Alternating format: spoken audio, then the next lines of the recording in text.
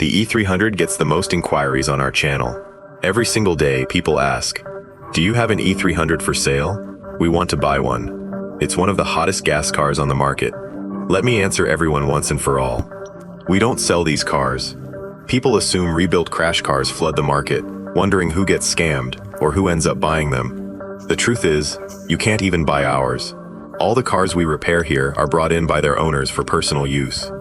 Some self-proclaimed experts say, these are total loss cars bought from insurance auctions, repaired, and flipped for profit. But the reality is, flipped auction cars never get repaired like this. On those cars, flippers cut every possible corner on repair costs to squeeze out maximum profit. The salvage car industry is no secret. You can check public auction platforms online yourself. Take this car for comparison. A clean, accident-free model goes for around $47,000. Because it's so popular, a rebuilt salvage one sells for over $43,000. That's a measly $3,000 to $4,000 price difference. Is it worth it? Absolutely not. Finding a properly rebuilt one is extremely rare. The only real bargains are minor repairs, like a repaired quarter panel failing inspection, or minor body damage fixed with decent parts at an independent shop. Those are fine. However, most salvaged cars are rebuilt on dirt cheap budgets. Why don't we flip cars? Because we have zero competitive edge. We can't even win the bidding for these cars. Let's do a comparison. Say this repaired salvage model sells for $43,000 on the market.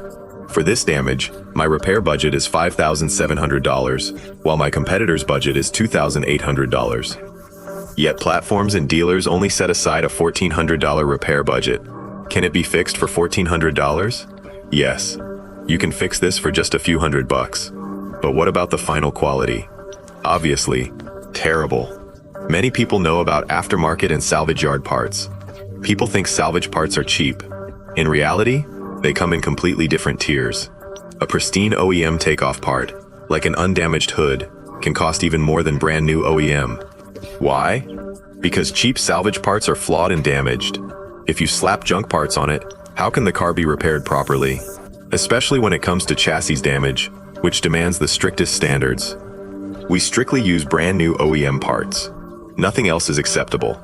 If you bid $35,000 for the salvage wreck, someone else bids $37,000, and cut-rate shops will bid $39,000 to $40,000. How can we compete?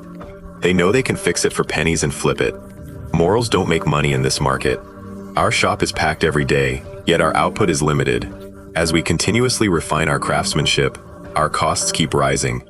People think all salvage cars are fixed to our video standards, but reality is far from it. We constantly get botched cars in our shop for re-repair, but I never film them. Exposing previous shops creates unnecessary drama, and it's just not worth it. Back to this car's damage. The impact is on the front right. The airbags didn't deploy, and the frame rails are intact. The most critical issue is suspension and chassis damage. Chassis repairs typically double the overall cost compared to simple cosmetic damage, simply because the suspension system has so many interconnected components. That's the breakdown. Stay tuned for the repair progress. Let's get straight to work.